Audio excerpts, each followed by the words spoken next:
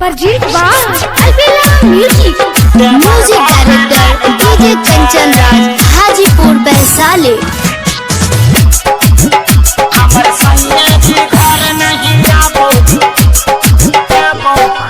हमरे राजा जी हमर सैया जी हमरे राजा जी घोर में नैया बौदे बरबाहारा करे छै। हमर सैया जी घोर में नैया बौदे बरबाहारा करे छै। हमरे राजा हमरे राजा हमरे राजा हमरे राजा हमर सैया जी हमरे राजा जी घोर में नैया बौदे बरबाहारा करे छै। हमर सैया जी घोर में नैया बौदे बरबाहारा करे छै। हमर सैया जी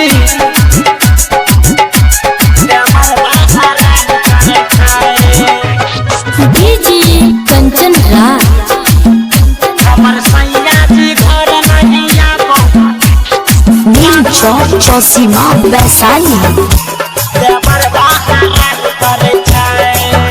खिड़की राह भर दिन खुल्ला डबरा चुम्मा मांगे छै दुगुन्ना। खिड़की राह भर दिन खुल्ला डबरा चुम्मा मांगे छै दुगुन्ना। हमरे राजा जी हमर सैया जी घर में नैया बौदे बरबाहारा करे छै। हमर सैया जी घर में नैया बौदे बरबाहारा करे छै।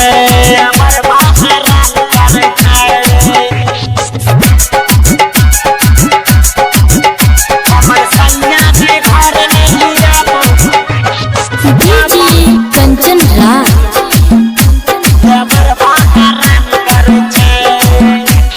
नीम चौक चौसीमा वैशाली। हमरा सैया रहै छै गरुसल देवरा घरबे में रहै छै घूसल।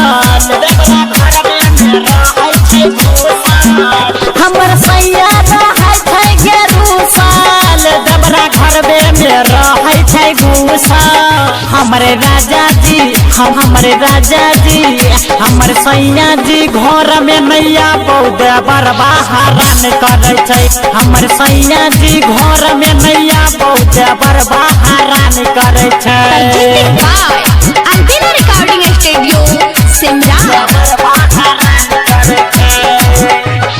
डीजे कंचन राज हमर सैया जी घर नैया नीम चौक चौसीमा वैशाली। मिस्टर मनोज पियाइले छ पानी पहुँचो हमरा जवानी के हानि। मिस्टर मनोज पियाइले छ पानी पहुँचे हमरा जवानी के हानि। हमर पंकज जी हमर नीरज जी हमर राजा जी घर नैया बौदे बरबाहारा करे छै। हमर सैया जी घर नैया बौदे बरबाहारा करे छै।